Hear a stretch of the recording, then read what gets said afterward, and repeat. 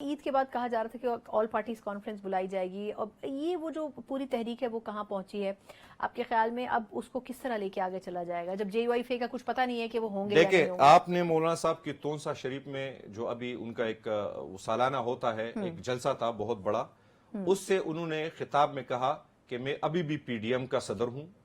باقی میری ساری جماعتیں جا چکی ہے حکومت میں ہی اکیلا اپوزیشن میں ہوں، ٹھیک ہے؟ تو یہ اس بات کا سب سے بڑا اشارہ ہے کہ وہ اپوزیشن کی جانب ہی ہے اور اپوزیشن کا ہی سوچ رہے ہیں۔ ایک پیر انہوں نے حکومت اور ایک پیر اپوزیشن کی حکومت میں ان کا کوئی پیر نہیں ہے، یہ میں دعویٰ سے کہتا ہوں۔ ایک پیر آپ ان کا اپوزیشن میں کہہ سکتے ہیں لیکن یہ نہیں کہہ سکتے کہ ایک پیر ان کا حکومت میں ہے، ٹھیک ہے؟ اور مولانا صاحب اس حوالے سے بڑے کلیئر ہے۔ ہاں دیکھیں، اب ڈیولپمنٹس ہو رہی ہے، جس طرح پاکستان کے حالات آگے بڑھ رہے ہیں، بلوچستان میں جو حالات کریٹ ہوئے ہیں، خیبر پختونخوا کے جو لا اینڈ آرڈر کے صورتحال ہے، افغانستان کے ساتھ جو ہمارے معاملات ہیں، تو ان میں سے جو نیچرلی ہمارے اور مولانا صاحب کے بیچ کمیونلٹیز ہے، ان کمیونلٹیز کا مولانا صاحب کو بھی علم ہے، ہمیں بھی علم ہے، ہمیں اس چیز کا پورا یقین ہے کہ مولانا صاحب اپوزیشن ہی کی سیاست کریں گے۔ اس وقت مولانا صاحب کو اپوزیشن میں ہی رہنا چاہیے، اپوزیشن کی بہت بڑی توانا آواز ہے اور ان کو اپنا فعال کردار ادا کرنا چاہیے۔ پھر تحریک آپ کے خیال میں اندازاً کب تک شروع کرنے کا ارادہ ہے پوری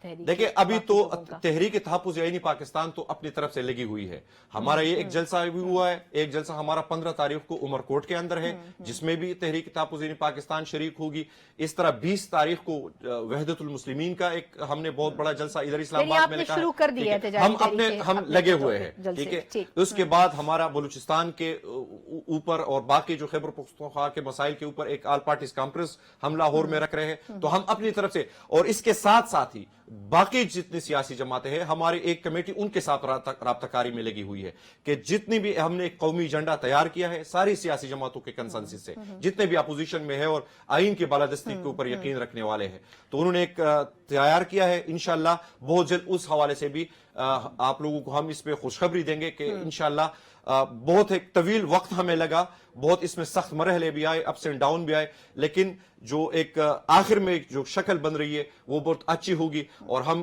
امید کرتے ہیں کہ ہم ساری جمہور کی قوتوں کو ایک میز پہ اکٹھا کر لیں گے انشاءاللہ۔ اچھا، یہ فرمائے گا حسین کہ اب اس میں کتنی مطلب جے یو آئی فے کے حوالے سے یہ خبریں گردش کرتی رہیں، جب انہوں نے کچھ ڈیمانڈز رکھی تھی، اس میں کامران مرتضیٰ صاحب نے بھی کہا تھا کہ ہم نے کچھ شرائط رکھی ہیں، ان میں سے کتنی شرائط ایسی ہیں جو پی ٹی آئی کے لیے ایکسیپٹیبل آپ کو لگتی ہیں، یا اس پورا یہ وفد پوری مختلف جماعتوں کا ایک گروپ ہے ان کو لگتی ہیں؟ کیونکہ غالباً خبریں یہ آئی تھی کہ شاید جے یو آئی فے کو وہ چاہ رہی تھی کہ وہ اس پورے اپوزیشن گروپ کی قیادت کریں، اور کچھ اور بھی ان کے کچھ دیگر معاملات ہیں جو میں یہاں زیر بحث نہیں کرنا چاہتی، لیکن آپ کے خیال میں کیا ایسی پاسبلٹی اگر ہوتی ہے تو پھر باقی جماعتوں کو اعتراض نہیں ہوگا؟ نہیں، میرے خیال میں جمعیت علماء اسلام ایک سیاسی جماعت ہے، ایک سیاسی ذہن اور سیاسی سوچ رکھنے والی جماعت ہے۔ وہ جب بھی آپ کے ساتھ بات کرتی ہے تو سیاسی ایک اس کے ساتھ بات کرتی ہے اور سیاسی معاملات آگے رکھتی ہے۔ یہ جو میڈیا میں جو چیزیں زیر گردش آتی ہے، کیونکہ میں اس ساری پروسیڈنگ کا خود حصہ رہا ہوں، تو اس میں ایسی کوئی بھی بات نہیں ہے۔ ہماری میڈیا ایسی بعض اوقات بڑا چڑھا کر چیزوں کو وہ کر دیتا ہے، حالانکہ اندرونی خانہ وہ چیزیں ہوتی ہی نہیں ہے۔ تو مولانا صاحب کے ساتھ ہماری ایک آپ ہر جگہ پہ یہ کہتا ہوں کہ 15-16 سال کی ایک تلخ تاریخ ہے ہماری، ٹھیک ہے؟ اس سے تو کوئی انکار نہیں ہے۔ اب اگر اس 16 سال کو ہم نے ایک سال میں اتنا کر لیا ہے کہ ہم نارملائز ہو گئے تو بہت بڑی ہماری ڈیولپمنٹ ہے، بالکل ایسے ہی، اور ہم آگے کی طرف بڑھ رہے ہیں۔ ہمارے بیچ کوئی ایسی نہیں ہے کہ ہم کہیں رک گئے، فاصلے کم ہو رہے ہیں۔ آپ یہ کہہ سکتے ہیں کہ سپیڈ ہماری سلو ہوگی، but it is a continue,